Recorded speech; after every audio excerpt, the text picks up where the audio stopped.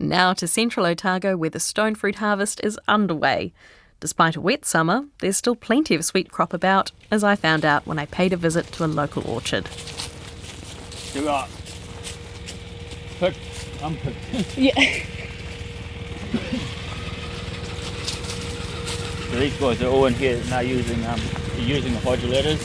So it's really To get to the higher branches. The canopy of the trees in here, pretty big canopy.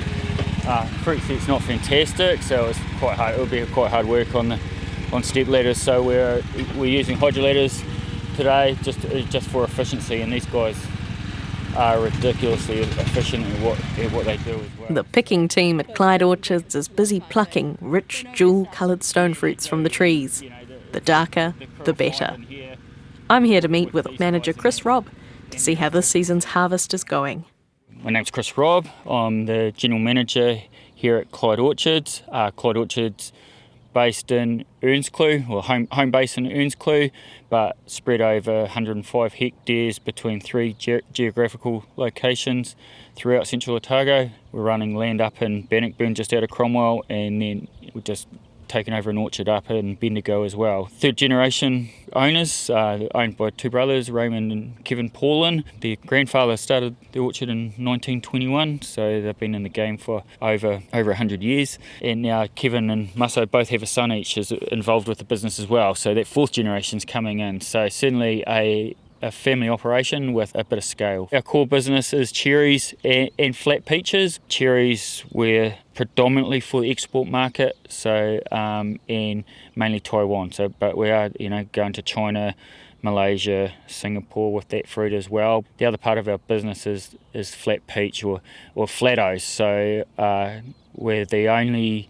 commercial grower, packer and distributor of flattos in New Zealand, so certainly a product that we're very, very proud of. Clyde Orchards, which is very much a family business, as you heard, employs over 170 staff. When I visited, most were out in the field across 4 sites bringing in the fruit, while the remainder were busy in the pack house. The staff comprise of locals ranging in age from high schoolers to retirees, backpackers from around the globe, and 20 ni van, workers out from Vanuatu as part of the Recognised Seasonal Employer, or RSE scheme. Some, like Mike, have been coming for almost 20 years. Hello. Hello. Well, Mike's one of our main men from Vanuatu, based in Tana. Is it 19 years? Yeah, 18 maybe. Oh, 18, because you missed that one because of your knee. Yeah. What was it that led you to first take up with the RSE scheme? We get a chance to come work over here, and when we earn money here, it's good to make something back home that it's hard for us when we stay back home. So when we come over here, we have to think about something that it's hard for us when we are staying back home. So it's good to come over here and earn some money to help our communities, and some other things that it's hard for us, and easy for us when we come over here. And how long have you been here for this season? When did you arrive? We arrived here last year in October, and for 7 months, and we're going back 3 more months to go back, 18th of May. Is it hard being away from family for so long? Yes, yeah.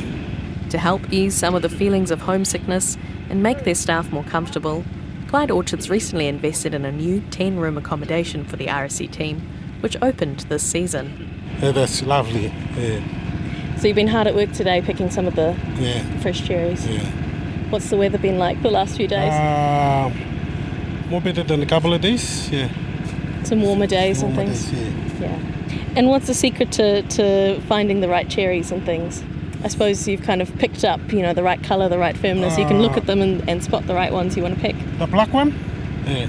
Go for a nice dark one. Yeah, dark one, yeah. Not the light one, just the dark one. Have you got a few more trees to go today? Couple of trees, maybe halfway. Yeah. Though it's difficult to be away from their friends and family for months at a time, it enables those like Mike to support their communities back home. He's invested the money earned into a coffee plantation and beekeeping business, as well as building a local kindy. The Nivan RSE workers are experts when it comes to harvesting, easily filling the 5 kilogram buckets with cherries, says Kris. So these guys are pretty efficient. So they'll be averaging sort of 50 odd buckets per day. So very, very efficient. And how does that compare to some of the more seasonal workers you get, in terms of backpackers and people who are just here for 1 year or so? There's 4 picking and 1 guy running around picking up buckets. Their output could be the equivalent of a crew of 15, sometimes 20 new pickers outside. These guys averaging 50 buckets a day and really good picking. Our average was 27, I think, yesterday. And that was the best average we've had. So yeah, the efficiency of these guys is quite amazing, and they're a motivated crew anyway.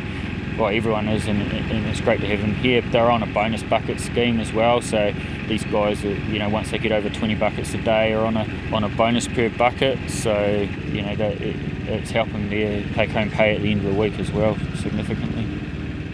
Hydro ladders, like the ones you can hear in the background, help pickers work their way up every part of the tree along the rows. They're foot control. That keeps their hands free, so they're able to work. They can pick anywhere from 1 metre up to about 3.5 metres at the top. We call them hydro ladders, elevated work platforms, but certainly we're a lot more efficient than just climbing up and down a ladder, especially in a crop like this where the trees are very high and a lot of the fruit's at the top. But these guys are pretty skilled operators of them as well, so they certainly make them work. How long have you been using these machines for? They've been around for a long time, 30 plus years, probably closer to 40 years since the first ones came into the area. So a great tool. Definitely helps you be more efficient and... Yeah, it certainly helps us become more efficient. And, I guess the use of them is probably not as high now as what it used to be. Certainly have their place in traditional planting systems with wider rows and bigger canopies, where now that the focus is going more to intensive planting styles, so rows closer together, trees shorter, trees closer together, so you can get to a more pedestrian sort of orchard where most of the work can be done from the ground. Obviously this is a more traditional sort of planting, big trees, big canopy, and that's where these machines come into their own. Clyde Orchards grows about 10 different types of cherries on about half its orchards, which means the harvest period runs for about 8 weeks, starting in mid-December. He's trying to get optimum maturity based on colour of the fruit, the sweetness of the fruit, the firmness of the fruit, and then hoping that we're able to get the most of it in as much hit as we can. The guys, when they pick them, we need to be picking the cherries with the stalks on, so they're going in and I'll pick some red ones, but they're picking the stalks, and then you'll see soon, like when we get down to the machine, we have to cut them into singles as well. These guys they'll be dropping a few of the cracked ones that they come across, and anything that's bird pecked as well. So hoping that what we get back to the packing shed is majority of it's going to be that premium product. I can't stop myself from eating cherries. It's because they're bite-sized, I suppose. Clyde Orchards has also invested in developing new varieties, such as the flat peach, which account for about 1/5 of its orchard plantings. Kris takes me to one of their blocks where I get to sample one fresh from the tree. This is so lovely and juicy, and the flavour. This is lovely. Yeah, so at the moment we're at our highest block in Earnscleugh, overlooking down around the Fraser Road, Strode Road area. We run a couple of the blocks we can see. I think just down there to the southeast is one of our covered growing sheds, and then just further south from that is the block that we were just at, with the black net. Just over to the right of that we run another block, and then also around in the Omeo Gully we've got a small block of peaches around there as well. Certainly a hive of activity at this time of year down here, that's for sure. I can imagine, with the harvest underway for all the summer fruit and stone fruits. How's this season been going so far? The season started off a little bit late, and it's kept being late for that time. Cherry wise, from our operation, probably running 7 to 10 days behind where we would normally expect to be, but the peach program looks like it's going to be about on time. So a bit of swings and roundabouts, but it's not a bad thing. It's more important that we get the fruit off in its optimum condition, then really push things. So we're happy to wait if that's what it means. I suppose you were hoping for a bit of a dry run then, a few weeks with not too much rain. The weather pattern hasn't been fantastic in that sense. We seem to be getting a bit of a shower or two every week, but with the assistance of helicopters and stuff to blow the cherries dry, we've sustained a little bit of damage out there, but I think we've avoided the most of it for sure. And this is a region that can be prone to some pretty big extremes in terms of weather, so really hot and dry come summer, but then obviously you get those really cold, snow-covered winters. What are some of the ways you manage that here? I think that's what makes Central Otago, such an ideal spot for summer fruit growing. That's what we need. We need that hot, dry summer, and we need the cold winter. So the trees need those cooler temperatures in the winter. They need, it's called winter chilling, and they need a certain amount of hours below 7 degrees for them to know that it's time to wake up again when the spring comes. And then that hot, dry summer, that helps us with pest and disease control, but it also assists with those flavours of the fruit that everyone loves. Those juicy, sweet flavours come out with the heat. So in our proximity to water supply, but the Clutha River as well, that also makes it why this location is ideal for fruit growing. In terms of managing some of the dry and when you might need water, what kind of irrigation do you have access to? We're part of 4 irrigation schemes, and they all except one draw water from that Clutha catchment. So we're taking water from the lake up in Cromwell. We're in an aquifer that's lake fed up in Bendigo, and then the irrigation scheme in Earnscleugh is fed from the Clyde Dam as well through pipelines. So I think if the Clutha gets to low flow rates, then we're all in a world of trouble, I'd imagine. We won't be able to grow much fruit, but there won't be a lot of people getting power either, I don't think. So very fortunate in that respect with our availability of water for irrigation, and frost control as well, in that early springtime. Us as a company are reasonably unique in the fact that we grow our fruit, we pack our own fruit, and we export and market it as well. So that vertical integration for us is probably a real driver of the success of the business, and the viability of it going forward. It really means that we're in charge of our own destiny with what we do. We're focusing on high-end niche products that we are able to control how it's grown and when it's picked, how it's packed, and how it's sold. So it certainly adds a few strings to the bow. From the orchard, it's off to the pack house, where the fruit are washed, graded and packed. Kris explains many of the cherries picked today will be destined for export markets ahead of the Chinese Lunar New Year. Yeah, here's the pack house. We're trucking fruit from the blocks around the place back to this location. We're just about to go and have a look at the cherries. So a quick turnaround with cherries.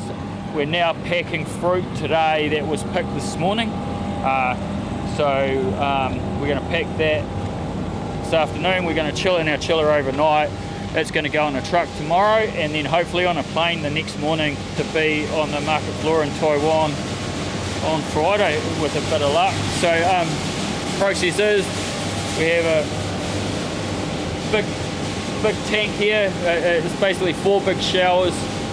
We're putting a big wooden bin with 48 buckets of cherries in it underneath the shower, and we're drenching it with cold water for 10 to 15 minutes. So we're trying to get the field heat out of the fruit as soon as we can.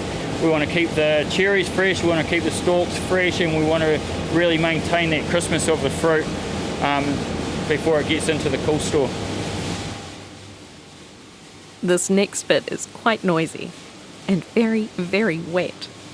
The cherries are transferred out of buckets, with refrigerated water helping flush them of leaves and debris. They're then transferred to cold water to take more heat out before being dropped onto a sorting line with 4 conveyor belts for different grades.